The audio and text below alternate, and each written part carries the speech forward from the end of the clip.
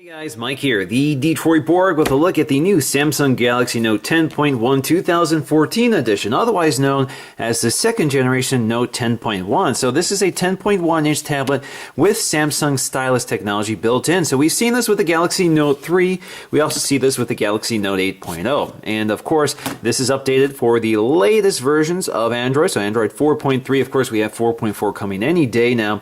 This also has the latest version of TouchWiz, and in many ways it's just a blown-up version of the Note 3. Includes the same specs as well, including a Exynos processor or a Snapdragon 800 processor. Now the version I have here is Wi-Fi only, so this is a 32 gig version. You can get this in 16 or 32 gig in Wi-Fi configurations. You can get a 64 gig version if you want LTE.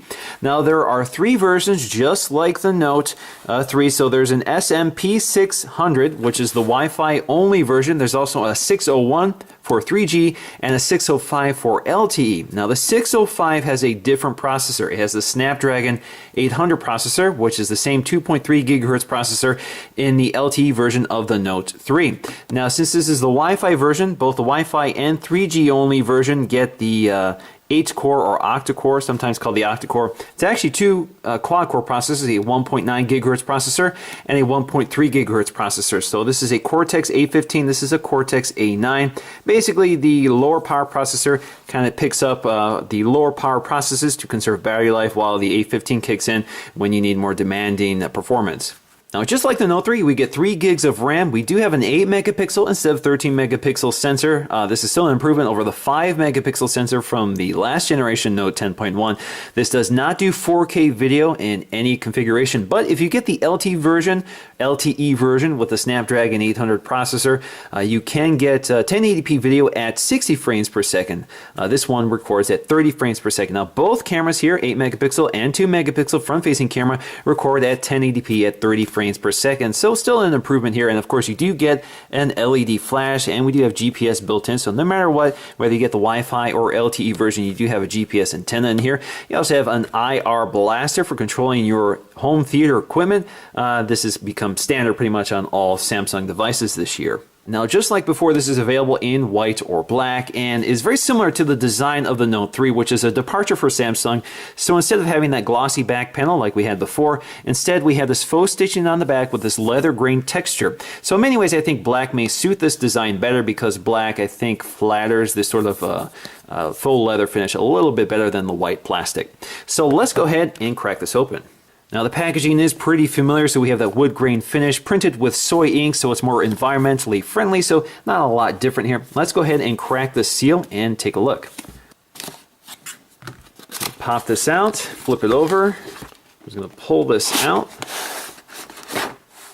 Alright, so let's just lift the tab to free our tablet. So we're going to set this aside and take a very close look at that in just a minute while we take a look at the contents.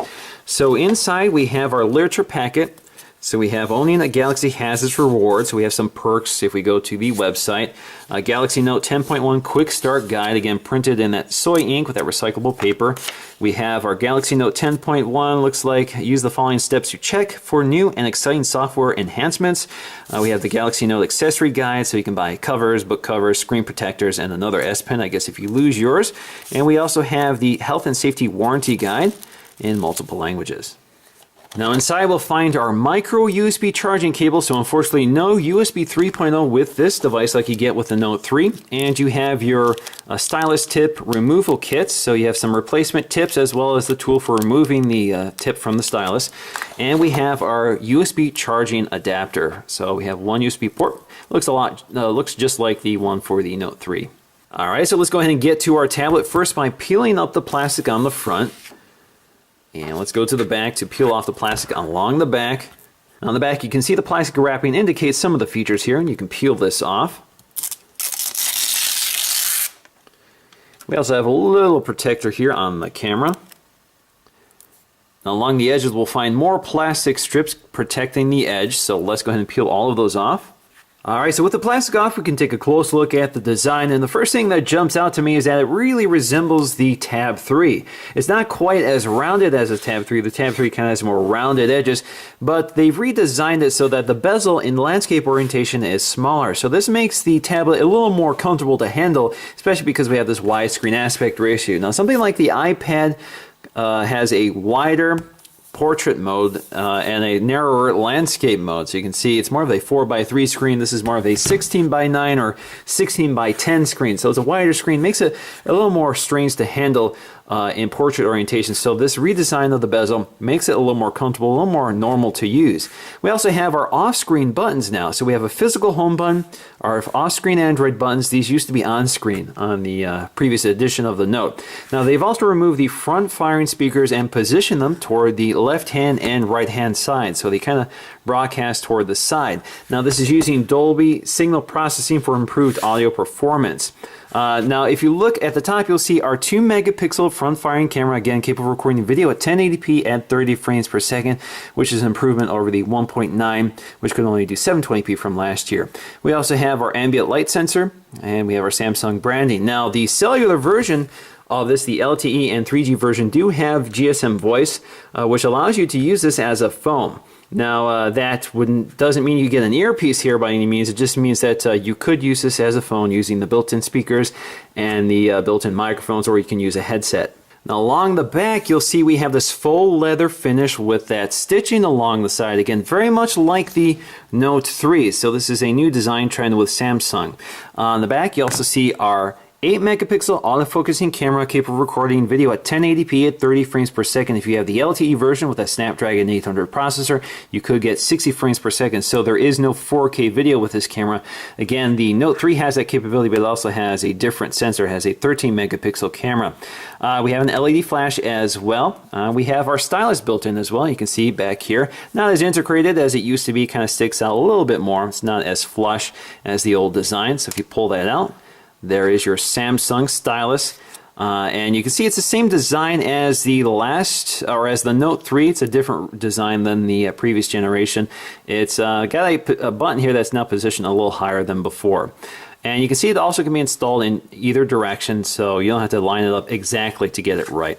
Now if you look at the top of that pen, you can see it's got that same ribbed pattern as the side of the device. So if you look at the side along the edge, again, just like the Note 3, you get that sort of pages of a book look, so it kind of goes with that Note theme. You have your micro SD card slot, which can accept 64 gig cards, so you can expand storage that way as well.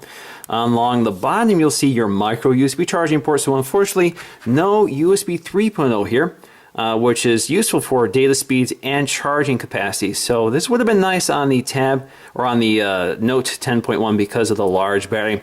The micro USB tends not to be a fast charge. We also have our microphone down here. Along the side, you'll see your speaker grill along with your headphone jack along the left side. You'll have your sleep wake button, power on button, as well as your volume rocker up here. You have your IR blaster.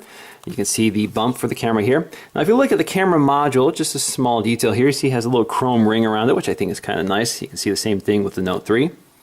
Along the right-hand side, again, you have your stylus as well as the right-hand speaker. Now, if you look along the back, you'll see your capacity indicator, which gives me an opportunity to show off the leather grain along the back, which does feel much nicer to handle than the slippery plastic.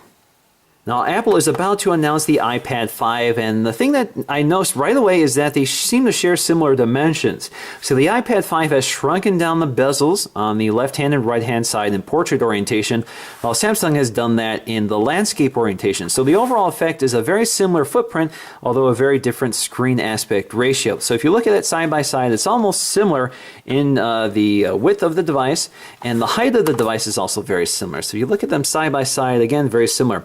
Not quite as thin as the new iPad 5, but it's also pretty close. So dimensionally, they're actually pretty similar, although the screens are different. All right, so let's go ahead and boot this up for the first time and take a look.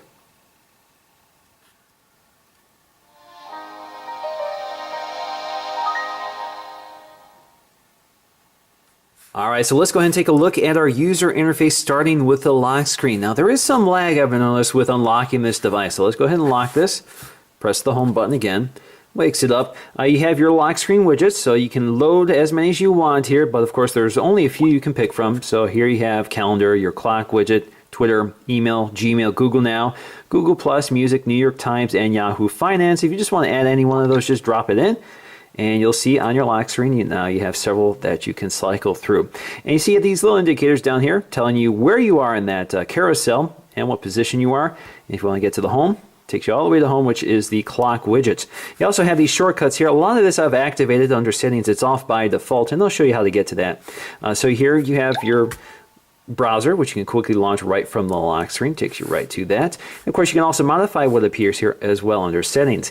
Now, the home screens are pretty basic. You just have 3 of them here, and you can quickly cycle between them just by using that slider gesture, or you can tap on each one of them. In the lower right corner, you have your app drawer. So those are your apps which you can drag and drop to your home screen, and you have your widgets as well, and you can cycle between them. You can use that little slider here. You can also pinch out to see all of them and scroll through them. And of course, you can go back to get back to where you were. Same with the apps. So you can see there's only 1 page of apps right now. These are the ones that come with the device. None of them I've added myself.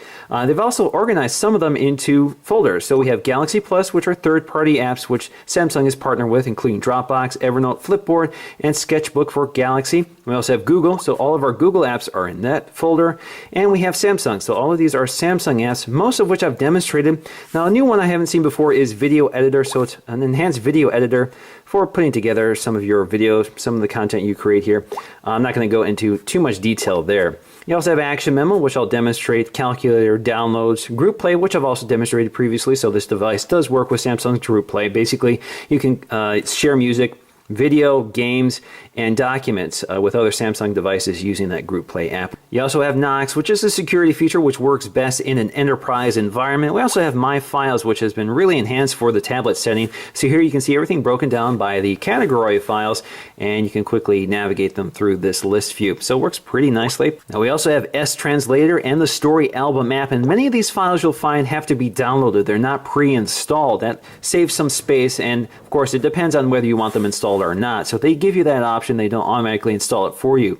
Now we can add apps to the home screen just by dragging and dropping them, and as you can see, when I drag and drop them, it gives me this little viewer down here to select which home screen I want to drop it in or add a new home screen. So for example, if I want to drop it right here, there you go. You can also create a folder just by tapping and holding it, taking it up to create a folder. You can name it, so I'm just going to do test, and I can drag other items to it, such as my calendar here. So there you go, and you can expand it just like that and drag and drop the apps out of it. Now we have many familiar apps here, including Polaris Office 5, which is an office suite that allows you to read standard Office documents, such as Microsoft Office documents. So this allows you to read and edit those type of files. We also have YouTube installed by default. We have the screensaver for the Notes series. We have an alarm, which looks like it's been redesigned here. So we have a nice new alarm and clock interface.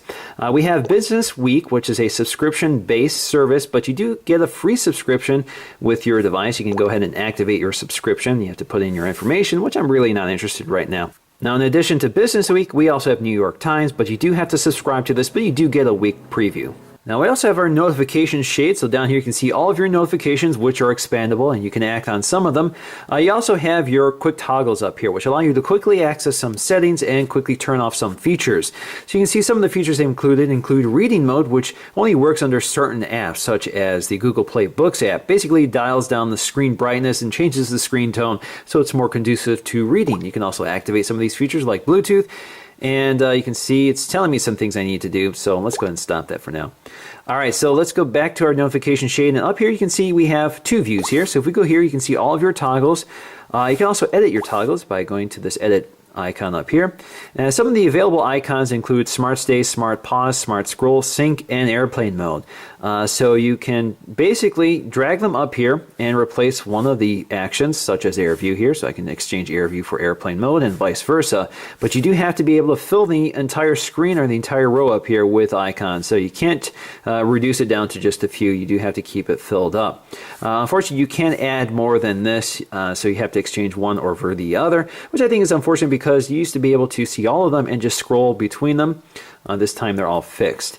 You also have your brightness controls up here, which you can slide quickly, and you can also set it to auto if you prefer. And you can see your notifications down here, which you can quickly clear.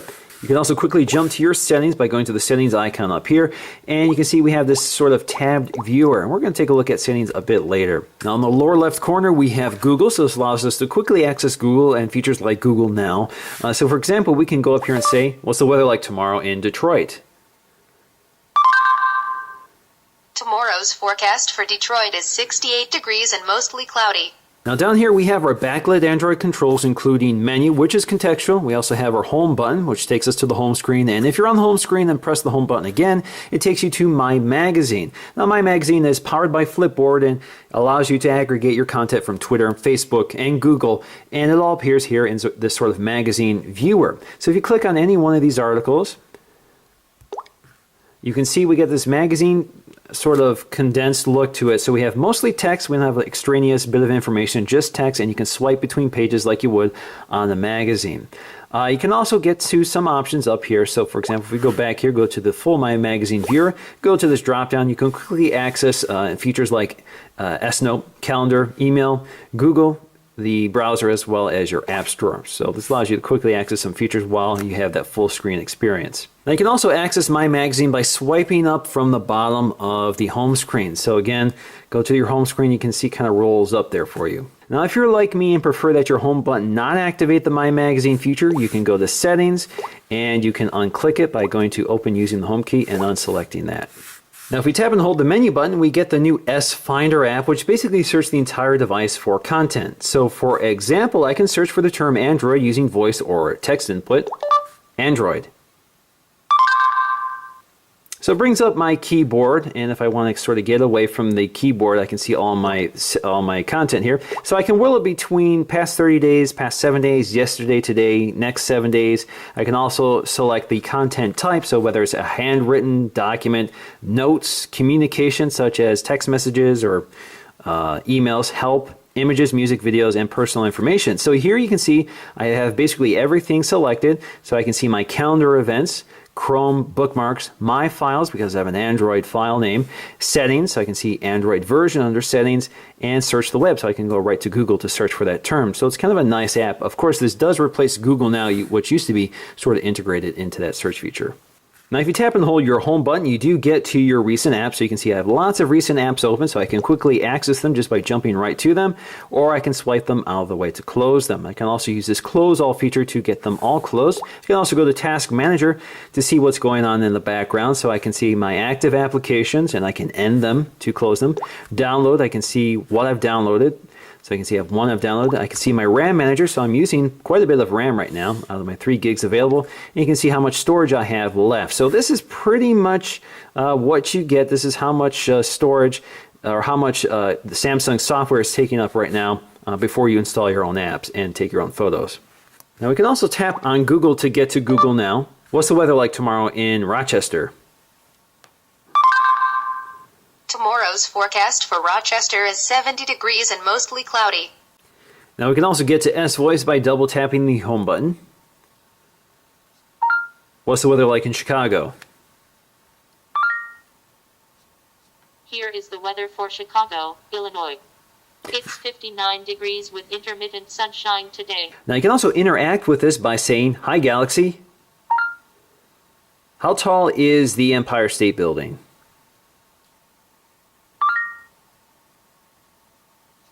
1,250 feet city rank, first national rank, third world rank, 24th.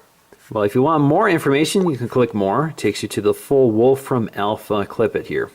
Now we still have multi-window mode, which you can activate by tapping and holding the back button. So you have this little tray here which hides itself when it's not in use. So you can see you get a little tab here which is always omnipresent. If you want to get rid of multi-window mode, you can just tap and hold the back button to get rid of it. That closes the feature out entirely.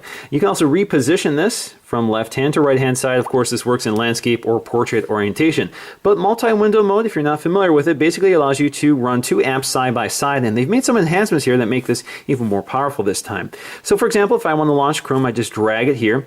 And let's say I want to launch YouTube as well, or a Gmail app, or something like that. So you can see it takes up one part of the screen while the other takes up the other part of the screen. And you can resize it here using this little slider. Automatically adjust the content to fit the smaller screen. Works out pretty well. Now there are a few features here that are new this time. So if you tap the circle here, if you tap the left hand or right hand side, you get the idea of what exactly is happening. So for example, this allows me to control everything on this window, If I tap here, it controls everything on this window. So one of the new features here, which is kind of interesting, is sort of a multitasker for each window. So this allows you to manage more than one app in one screen. So let me demonstrate how this works. So if I tap this here, this allows me to see how many apps I have running on this side of the screen.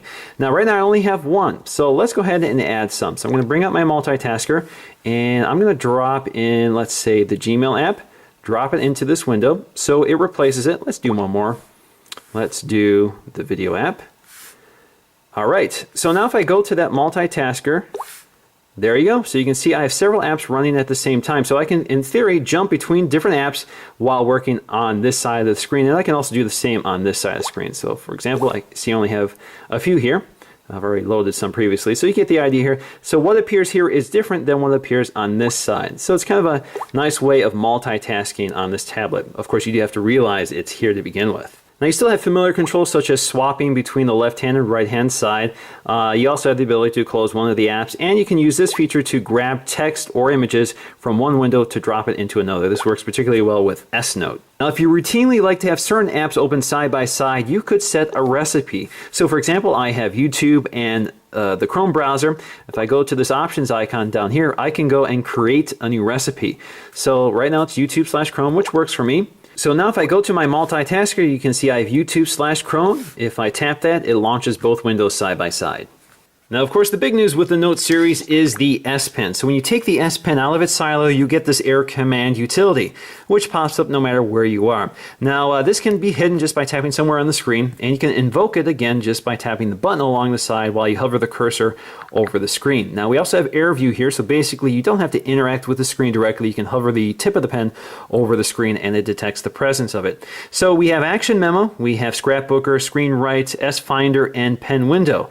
Now, Action Memo is pretty interesting here. So if we bring up the Action Memo, it kind of brings up this sort of floating window. So again, no matter what you're doing, this will pop up and you can write a note down. So for example, if you want to write down a phone number.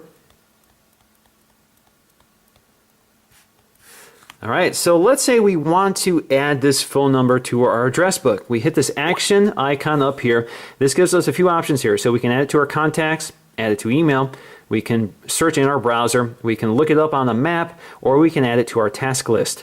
Now, obviously, this is a phone number, so the best course of action is to take it to our address book. So here we are in our address book, and you can see it's transcribed our number here, and you can see that that little window here has minimized, and we can move it out of the way, and we can jump back to it when we're ready. So we can add our information and that sort of thing. So it actually works very well. I actually really like this feature on the Note 3. So if you want to reactivate that window, there you go. And you can also close it out of the way to get rid of it. Now another neat feature here is Scrapbooker. So it's kind of like an Evernote feature. In fact, it actually integrates with Evernote. So if we click the Scrapbook feature, this allows us to grab articles or videos or pictures or text, that sort of thing, from anywhere we are on the screen. So it can either be a photo from our photo gallery, a video from our video gallery, a YouTube video, or for example, this photo on this article. So all I have to do is circle it, and it will add it to my scrapbook. Now that means I can continue browsing. If I find another article I want to add to my scrapbook, again, I bring up Scrapbooker. I don't want to see that every time. And circle it. And it will take me back to my scrapbook. And there we go. Now if I go to the Scrapbook app, you'll see everything I've added to my scrapbook previously, including the two I just highlighted and two I've done previously. So thanks to my Samsung account or my Evernote account, everything is synced up. So no matter what device I'm using Scrapbooker on, all of that will appear. So that works pretty nicely. Now we also have something called Screen Write, which will take a screen grab of what we were just looking at, and this allows us to take notes on it. So for example, I can say, review this. And I probably need to change the color of my text here, so I can go up here to change that. So for example, if I want white, if I want to change the tip of my pen or my marker, I can change the width of it, that sort of thing. So there you go. Now we can also bring up S Finder, and we're familiar with this. I've demonstrated that previously. Basically, you can do your search to search the entire device for your calendar events, your videos, music, emails, that sort of thing. Now lastly, we have Pen Window, and Pen Window basically allows you to open up windowed apps. So you just draw a box anywhere on the screen, and for example, if you want to bring up the calculator, kind of brings up the calculator and the rough location of where you drew that, and you can move it around as well. You can also resize it here, you get a little arrow here to resize it. You can also maximize it or minimize it. So if you go to minimize it, kind of turns into this little circle here and stays out of the way. You can tap on it again to bring it up, and you can also maximize it entirely. Now this is actually pretty nice for YouTube, so if you want to play a YouTube app anywhere on the screen, let's go to YouTube, and let's play the latest TLD video. So you can move this around, you can open up a web browser and it'll stay on top, or you can minimize it like that and it will pause your video and move it out of the way. Now if you hover the tip of your pen over a text input box like a URL bar, you can see you get this little indicator here which allows you to use handwriting recognition to input text. So for example, if I want to go to The Verge, all I have to do is write it in. It recognizes it, I can go to Go, and it will launch The Verge in my browser. Now the S-Note app has also been enhanced, and this time it's now partnering with Evernote. So we can go to Start here to select a template. So we're just going to select our subject here. We're going to go to our note. And you can see that we have several accounts which we can sync to. So we can sync to either our Samsung account, we can sync to our Evernote account, or set that up later. So if you have an Evernote account, you can now stay synced across your devices. Now with the S-Note app, you can select your pen tip type. So there we go. You can see what you can select here. You can also select the opacity. You can also select the color as well. You can also select, whether you want to input via a keyboard as opposed to your pen. You have your eraser, you have your lasso here, your back and undo button, that sort of thing. You can also input some other items such as voice memo, images, video, charts, illustrations, things from your clipboard, things from your scrapbook, maps, and idea sketch. So there's a lot of things you can do with the new S-Note. So for example, if I want to add text here,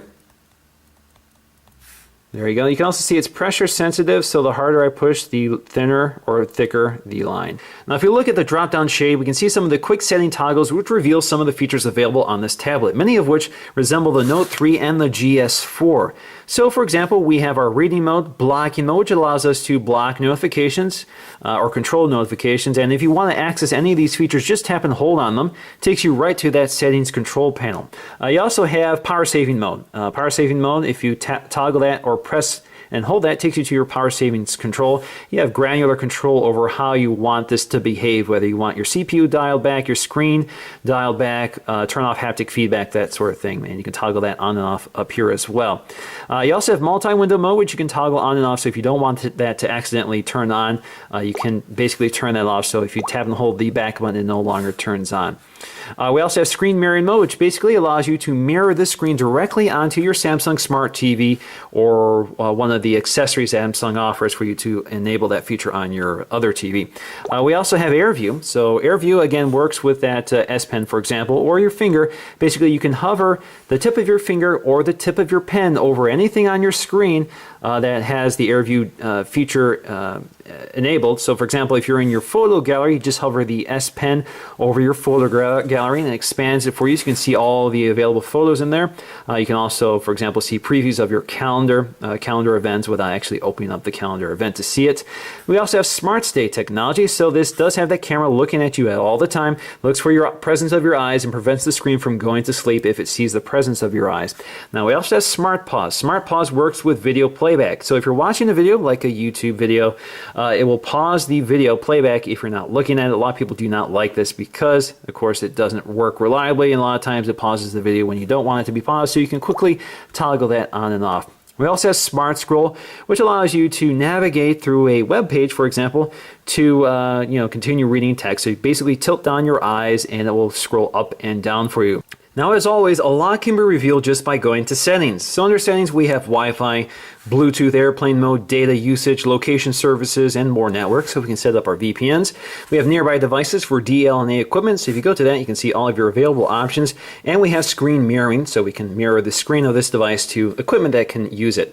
We have our device control. So we have sound here, and this is where probably a lot of people want to jump right to the settings, because in order to turn off some of those annoying sounds, this is how you do it. So for example, that blooping touch sound that you keep getting for everything you interact with, you can toggle that on and off right here. You also have that screen lock sound you can turn off, haptic feedback, as well as key tap sounds. All of that can be controlled here. You also have audio output.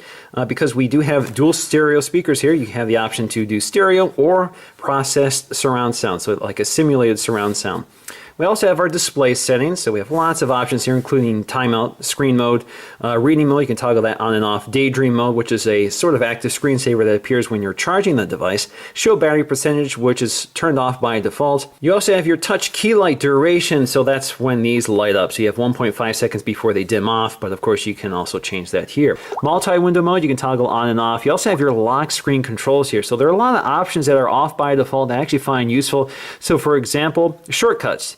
Shortcuts allows you to change what appears on your lock screen. So for example, these are the ones that come by default, but if I want to add Chrome here, I do have to remove one of them, so I can delete that, and I can go to Add, and it allows me to grab Chrome, and there you go, and I can also reposition it if I prefer. Now I can also enable that wake up and lock screen command. So for example, I can say Hi Galaxy to unlock the device. Now something the Note 3 has, which the Note 10.1 doesn't have, is the ability to wake it up while it's locked. So for example, I can say, Hi Galaxy, what's the weather like tomorrow? Here is the weather for Auburn Hills, Michigan. Now with the Note 10.1, I would have to get to the lock screen and say, Hi Galaxy. There you go. Now under wallpaper, we have a new lock screen option. We can go to travel wallpapers, which works with TripAdvisor. You can change the interval of the refresh of those wallpapers, so you can do it every 3 hours or up to 24 hours. So we're good with 3 hours. And basically, if you enable this and we go to our lock screen now, you'll see these travel themed wallpapers. So you can see the location and that sort of thing. You can see the TripAdvisor logo in the upper right corner. Now perhaps the most interesting panel here is controls. This is where you can change your language and input settings. You can change whether you want to use Google voice typing or the Samsung keyboard. Change our language, voice recognizer. So if you want to use Google or Samsung by Vlingo, you could do that. Voice search, text-to-speech options, that sort of thing. We also have voice controls. So you can enable certain voice controls such as alarm. So you can stop or snooze an alarm with your voice commands such as stop or snooze. Same with the camera. You can say shoot, cheese, or smile. Music, you can control the music player just by saying next, previous, play, pause, volume up and down, that sort of thing. We also have our S Pen options, so we can turn off pen detection. So if you have the pen detached, it's always looking for the presence of the pen. So if you walk away from the pen with your tablet, it will give you a notification or an alarm. You also have your pointer. So if you, let's bring out our S Pen here. So if you go to your pointer here or bring out your S Pen, you can see you get a little pointer here just above the tip of the pen. You can turn that on and off, so if you prefer that not to be available. You also have direct pen input. That's the option to hover your cursor or your pen over a text input box to bring up that text, handwritten text input option. Now under motion control, we have a few things we can demonstrate here. So for example, if you're in the photo gallery and you have an image you want to zoom in and out on, basically you just hold your 2 fingers here on the image and pitch the device up and down. It's not terribly useful. Of course, you can do the same thing with a pinch to zoom gesture. Now you can also move an icon. So if you want to manage your icons on your home screen, this is something you can do here. Basically, if you grab your icon, hold me, and you can pitch left and right to change the position or which home screen you're on. So in fact, let's go to the home screen and demonstrate that. So if we go to the home screen, tap and hold one of these icons and move the device left or right, we can select the home screen we want to drop it on. Now something a little more useful is palm motion. So for example, we can do a screen grab just by wiping the edge of our palm on the screen. So like this. There you go, you hear that little click. We also have mute and pause. So if you want to mute or pause a sound, you can cover the screen with your hand. So if we go ahead and try it, there you go. Now we also have our smart screen features, which include things like Smart Stay, Smart Pause, and Smart Scroll, which are all features that work with the front-firing camera to monitor the orientation and presence of your eyes. Now Smart Rotation also works to prevent the device from going into landscape orientation when you lay on your side while reading text, such as a book or reading a website. So it's able to determine the presence of your eyes.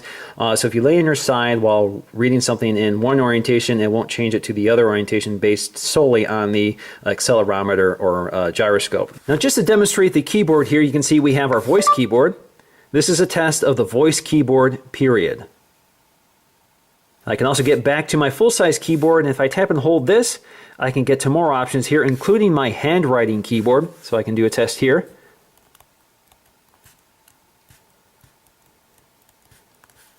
So it works pretty well, including punctuation and everything like that. You can see we have a revised interface for this entire system. Now in addition to the stylus, I could also use my finger as the input option. Now we also have our settings here, so this takes us to our input settings options, and we have predictive text, auto replacement, auto capitalization, auto spacing, auto punctuate. We have swift key flow, which allows you to type a word by swiping between letters. That is on by default. So for example, let's get back to our keyboard here. Let's bring it up. So for example, we can do hello, and it predicts it automatically. This is a test. Now we also have several keyboard options here. So we have our full QWERTY keyboard, which fills up the screen whether you're in portrait or landscape orientation. We also have our floating keyboard, which we can move around depending on what we prefer. Now we also have our split keyboard here, which I find particularly useful on a tablet. So if you want to use the tablet in landscape orientation, this is really the only way to interact with the keyboard with your thumbs. Otherwise, it's a little too far to type across the full-size keyboard. You can also move it around up and down depending on what you prefer. Now the camera app is really full-featured, again resembling the Note 3 with a few features that are missing, but most of them are here. So for example, we can take a photo by tap to focus, take the photo, we can record video, we can take a photo while recording video, we can pause it, resume recording, and stop it. We also have our filters up here. So if we bring up our filters, you have lots of filters to pick from if you prefer. And we also have these modes. So there are lots of modes. We have auto mode, beauty face with a description of exactly what each mode does. Now we also have dual shot mode. Now dual shot mode records both cameras at the same time. We're familiar with this from the GS4 and the Note 3. So you get a little postage stamp or postage size version of you, and you can scale it up and down to certain size, and you can change the border around here, so you can do the oval blur or instant pick. Now what you're not seeing here, what you get with the Note 3 is that glue effect. Basically allows you to stick your image or your recording live onto a fixed subject like a billboard, so it kind of fills out the billboard. It's kind of a neat effect, but it's not available here. Now we also have our voice control here, so we can do things like smile, cheese, shoot, record video. Now if we look at our Geekbench scores, we score about 957 on the single score test versus 2500 on the multi-core test. This is pretty similar to the Note 3, which scored a little bit better here. So I think this has thanks largely to the fact that this is pushing more pixels than the Note 3. Now this is much better than something like the iPad 4, which is about to be obsolete. So this is 778 versus 1418. So a big jump there in terms of processing performance. Now this is also a big jump from the score from the Nexus 10. So you can see here, especially on the multi-core test, 1126 versus 2500. So definitely gains there. Now in terms of overall performance, I think the high resolution display definitely hampers its overall smoothness. Now compared to the Note 3, which has similar specs, this definitely isn't as quick. Now, the best way to point this out is when you rotate this from landscape to portrait mode. So for example, if we're going to portrait mode here, it takes quite a bit of time to re-render. So you can see this on the website. You can also see this on the home screen. So let's go ahead and do this here. Now overall you can see that there isn't quite the smoothness in terms of those animations and transitions as you see with the Note 3.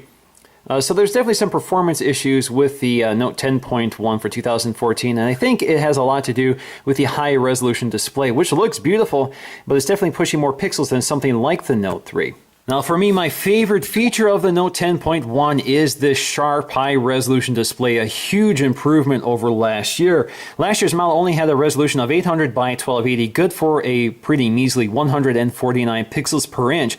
Now the Retina iPad has a pixel density of 264, while this has a screen resolution of 2560 by 1600, good for 299 pixels per inch. So that's even better than the Retina iPad, and is pretty much the same panel in the Nexus 10. So it creates a really sharp display, beautiful colors, nice contrast, even backlighting. Samsung has done a very nice job here. Now because we have such a high resolution display, text looks really sharp on this display even when zoomed all the way out. So I have the full The Verge website here, and you can see text is crisp. So this makes it an excellent e-reader. So for people who want an e-reader with sharp displays, this is definitely one of them to look at. Now the audio is a big story here because we have these stereo speakers on either side of the device, and they're sort of positioned up here so you don't accidentally block them. Definitely one of the better sounding tablets you can get right now, and even though they're no longer front firing, they still sound excellent. I really have no complaints here.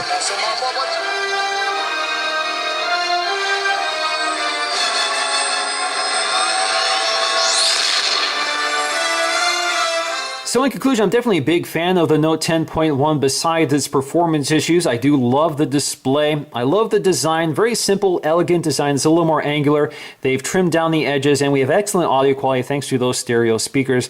Pretty similar to last year. We have that beautiful display, very sharp. We finally see one of the best displays on the market make it to Samsung's high-end tablet. Samsung certainly offers a lot of features, and if you're used to Samsung TouchWiz on your phone, you're definitely going to enjoy having it on your tablet. And of course, if you're already invested in the Samsung ecosystem, you definitely want a tablet that also carries a lot of those features. Now, in addition, we have excellent audio quality thanks to these stereo speakers, and we have that IR blaster for controlling our AV equipment. And otherwise, the design and construction are pretty nice. I think my biggest concern here is the fact that when you hold the tablet, particularly in portrait orientation, it's pretty easy to accidentally touch these off-screen controls. So, for example, if you're reading the book and accidentally hit the back button, that takes you right out of it. So to me, that's a constant nuisance. Really, it's only meant to be used in this orientation. I would actually prefer if they move these buttons back to the screen and away from the bezel. We've seen this with the Tab 3 as well. Definitely not my preference here. Now, if you're like me, I'm still a big fan of the Note series, even though I rarely use the stylus. It kind of hides away nicely, and if you want to use it, at least it's there. And of course, if you have a need for the stylus, of course, there are no other tablets that really compare, so this is definitely the one to get if you're interested in the stylus features. So that's going to do for me in this video. Thanks for watching, and I'll see you again in the next one. Hey guys, Mike here, the Detroit Board, with a look at the front-firing camera of the Note 10.1 for 2014. Again, this is a 2-megapixel sensor capable of recording video at 1080p at 30 frames per second. So this gives you an idea of the audio quality as well as the video quality for recording vlogs or Skype or that sort of thing.